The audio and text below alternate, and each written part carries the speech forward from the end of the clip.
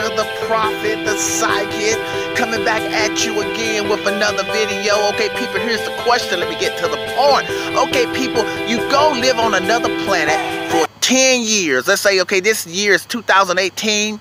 You go live on planet Mars or whatever planet for 10 years, and you come back to this planet in 2028, and they say, and let's say Federer and Nadal have already retired, and someone tells you, they said one of those guys won 25 majors.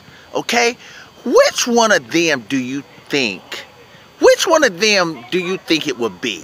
Would it be Federer or Nadal? Now, you have been gone from the planet for 10 years, so you don't have any idea. You don't have any idea whatsoever who has won 25 majors. Which one? Now, listen, man, none of them may reach 25, but if you had to pick, and which one of them do you think it probably would be? Federer or Nadal? Now, let me make an argument for both of them, then I'll tell y'all who I probably would pick. Of course, a person could take Nadal on that he's younger, and he's probably going to play longer than Federer. Not necessarily. I made a video about that don't be surprised if Federer and Nadal retire before Federer. But, but let's say generally, probably Nadal would play, you know, based on the fact that Federer is older. Nadal would play longer. So the people that would take Nadal would probably choose Nadal based on his youth. I mean, he's not young now for tennis, but he's younger than Federer, 5 years younger. Okay, and that would probably be the reason they would take Nadal. And plus, Nadal was only 4 behind Federer, too. I mean, 4 is a lot, but if you get on a roll, it's not really a lot, okay? 4 majors, that is. Okay, now, Federer, what would be the argument for taking Federer? Okay, Federer, even though he's 5, he got 20, so he's 5 from 25. That's still a lot to make up. But hey, Federer could come back and win the Wimbledon. Then he'd be 4 away from 25. Now, I know 4 is still a lot, and I made it sound easy, but then maybe he can win a major a year for the next 4 years, okay? So that could be an argument for taking Federer. And now let me just tell you something. Before I was going to give the argument that I was getting ready to give another argument why you could take Federer, or think that Federer will be the one that won the 25, but that would be my argument. But the argument I was getting ready to give would be the argument that I personally think. Okay, people, now this is what I personally think. Who will I take? I'm going to take Federer. Like, if I went to another planet, came back in 10 years, and they said, imagine, man, Nadal, who do you think, one of these guys won 25 majors. Who do you think it was, Federer or Nadal? I'm probably going to take Federer. And people, I got like a spiritual, like a metaphysical reason for taking Federer. And I think I mentioned this in another video. I sort of think the greatness order between Federer, Nadal, and the Djokovic, I think it's set. See, you may say, what do you mean by that? And now, what I mean, it's a pattern that's set. It's like Federer has always been the #1 in the greatness debate. Now, I know it's always been the argument and the possibility that Nadal could surpass him, but Nadal hasn't done it yet. I know Nadal fans going to say, but he's younger, Magic Man. Please stop it. But he hasn't done it yet, okay?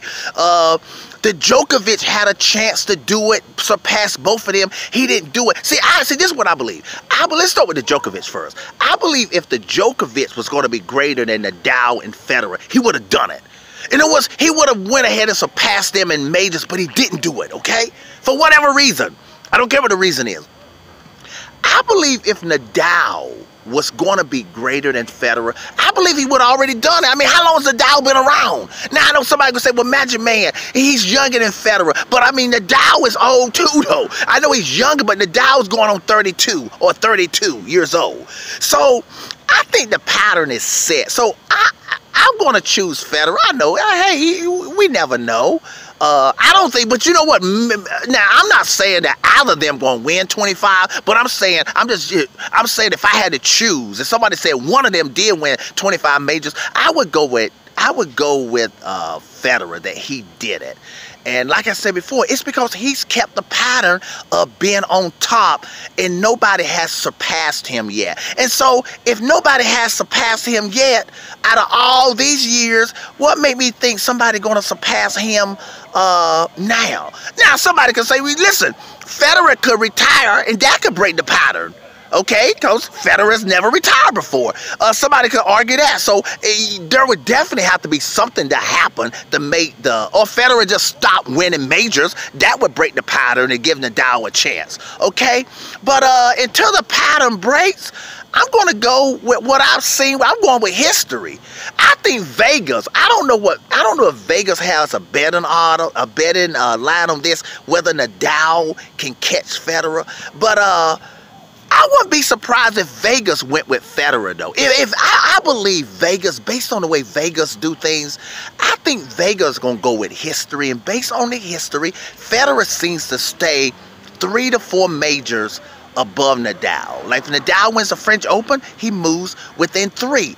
Then Federer comes back, possibly, highly possibly win the Wimbledon and make it 4 again. He seems to be able to keep that distance from Nadal. So until that happens, I'm going to still bet on Fed that he's going to keep that distance. Okay, people, what do y'all think? Who would y'all take if y'all went to another planet, came back in 10 years, and they said, hey, take a guess.